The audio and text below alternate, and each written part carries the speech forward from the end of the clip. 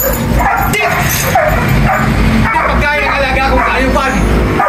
Siya hindi mo nakakain na wala pa ako sinasabi. Pag sinabi kong kakain ka na, kain ka na.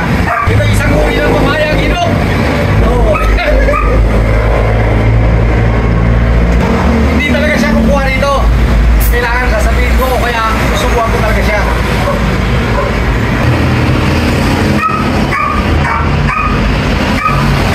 Talaga.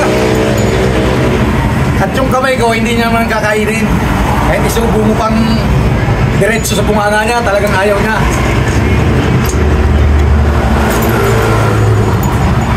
Yung isa naman, si Tanggol. Ito sa pala si David. Sir! Ito naman si Tanggol. Tanggol, hindi ka muna kakain ng wala pa ako sinasabi, ha? Sinabi kong go na go. Karoon sila kabilis kumain ng prutas.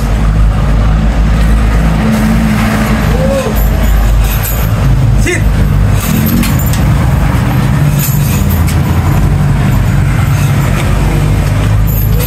Kahit yung nalalaglag, kinukuha pa talaga niya. Tanggol, sit!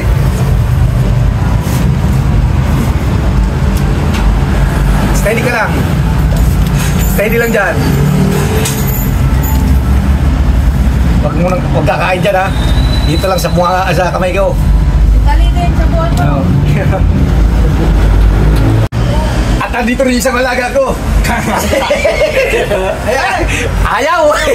Hindi niya kursunada. Tanggol na lang uli. Big shoutout nga pala sa nag-sponsor ng mga prutas na to. Sila hindi nagsasawa sa pagbigay ng prutas kay Mr. Pel para sa alaga kong kayupan. Si Mr. Bong Garcia at si Paring Dong at si Paring June ng Speed Market San Mateo Rizal. Bakit si Bogart wala? Wala na. Shoutout sa inyo lahat. At muli magandang umaga. Ayun ang pinaka-almusal nila. Bilang pasasalamat siguro ni Tanggol, gusto niya pa akong halikan. Kiss muna ako, Tanggol. Tanggol, kiss mo ako dito. Ayaw. Seryoso, wala na siyang makita.